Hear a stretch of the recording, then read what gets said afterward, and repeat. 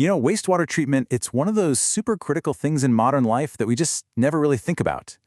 But what if I told you that the best way to clean our water wasn't some complex, expensive machine, but something as simple as algae and sunlight? Well, we're about to look at a brilliant piece of engineering that does exactly that. Okay, so first, let's set the stage. This isn't a story about big cities with huge infrastructure budgets. Nope, this is all about the unique challenges that smaller, regional towns face every day. Right? For most of us, it's completely out of sight, out of mind. But for hundreds of smaller communities, figuring out how to manage wastewater is this constant puzzle, both financially and technically. So, traditionally, these towns were kind of stuck between a rock and a hard place. They had two main options, and neither one was great. On one hand, you could build these massive lagoons. They're simple, sure, but they take up a ton of land, and you lose so much precious water to evaporation. On the other hand, you could go for a compact mechanical plant. But wow, those are expensive to build, they just guzzle power, and you need highly specialized operators, who are tough to find in remote areas. It was a real dilemma.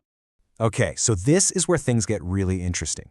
Faced with this exact problem, a partnership down in South Australia decided, you know what, there has to be a better way. And their solution?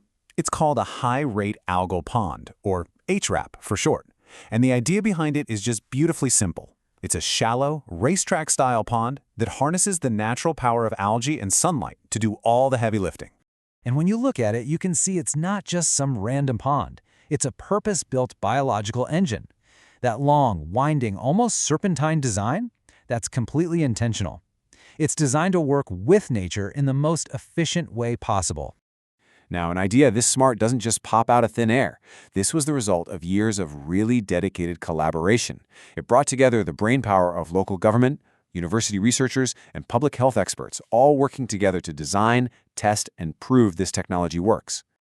All right, so the big question is, how does this whole algae racetrack thing actually clean the water? Let's get into the nuts and bolts of this natural process. It really boils down to three simple but absolutely critical things working together in perfect harmony: constant mixing, maximum sunlight, and the incredible teamwork between algae and bacteria.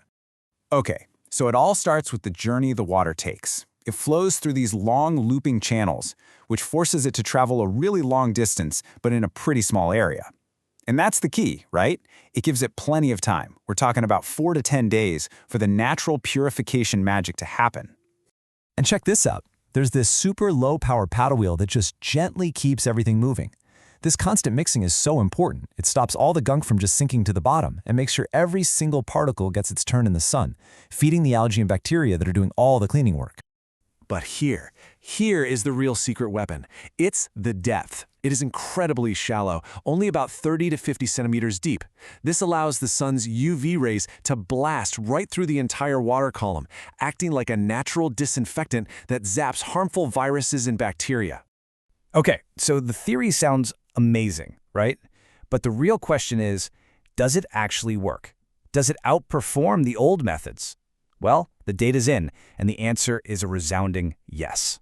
And this table just lays it out perfectly. This is why HRAPs are such a game changer. If you're a town with limited power, not a lot of land, and it's hard to get specialized staff, the HRAP is pretty much the only thing that checks all the boxes. And here's the kicker.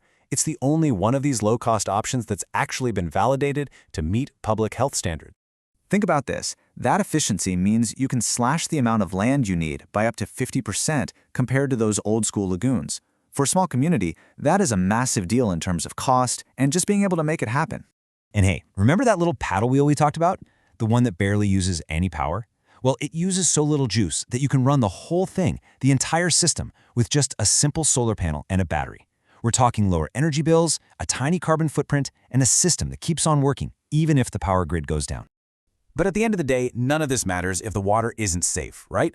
Well, even in winter, with less sunlight, the system was put through rigorous testing, and the results were amazing. A 1.0 LRV on this chart means a 90% reduction. They hit 1.82 for bacteria. That's over a 98% reduction. And 1.61 for viruses, which is over 97%. That's way, way better than the benchmark needed to prove the water is safe. So, when you pull it all together, what you're really looking at is a totally new way of thinking about this kind of essential infrastructure.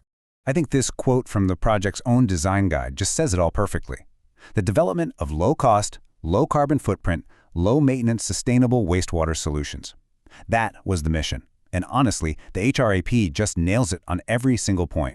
So you see, this is about so much more than just a clever pond. It's about building infrastructure that's actually sustainable for small towns, that costs less for the community, cuts down on energy use, and lets us reuse more of our precious water. It's a solution that finally works with nature instead of fighting against it. And that really leaves us with one final big question to think about. The Algae Racetrack is incredible proof that a super complex, really expensive problem can sometimes be solved with a simple, elegant process found right in nature. It just makes you wonder, what other massive challenges could we solve if we just stopped for a second to see how nature already does it?